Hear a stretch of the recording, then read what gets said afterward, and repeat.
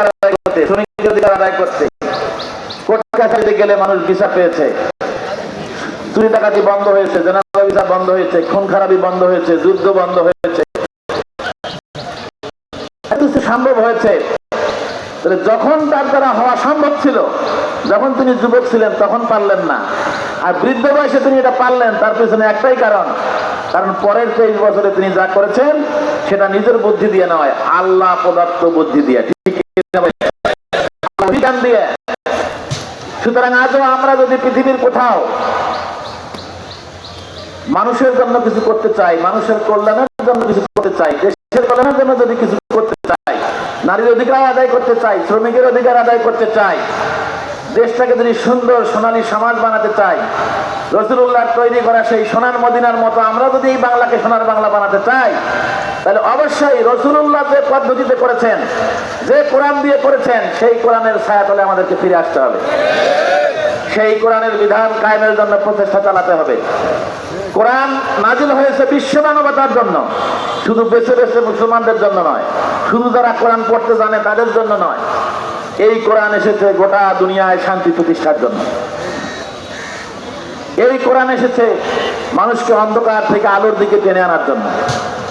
আল্লাহ তাআলা কোরআন নাজিল করার পরে এ কথাটা রাসূলকে বলেছেন, আলিফ লাম র কিতাবুন আনজালনাহু ইলাইকা লিতুখরিজান নাসা মিনাজ যুলুমাতি ইলান নূর। হে রাসূল, আমি আপনাকে এই কিতাবটা দিয়েছি এই জন্য যে আপনি এই কিতাবের দ্বারা মানুষগুলিকে অন্ধকার থেকে আলোর দিকে টেনে আনবেন।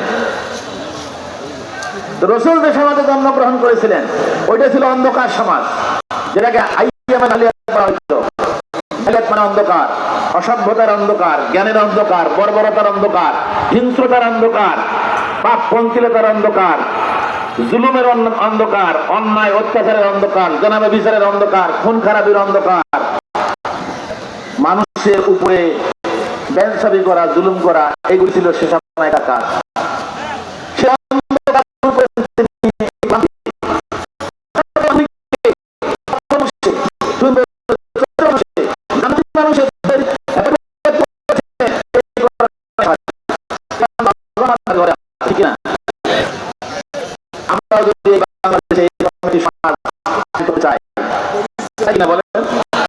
সকল মানুষ চায় কিনা আমাদের দেশে নির্বাচন আসলে সব নেতারা এসে বড় বড় বক্তৃতা দেন, বাংলাকে সোনার বাংলা বানাতে চায়, ঠিক না?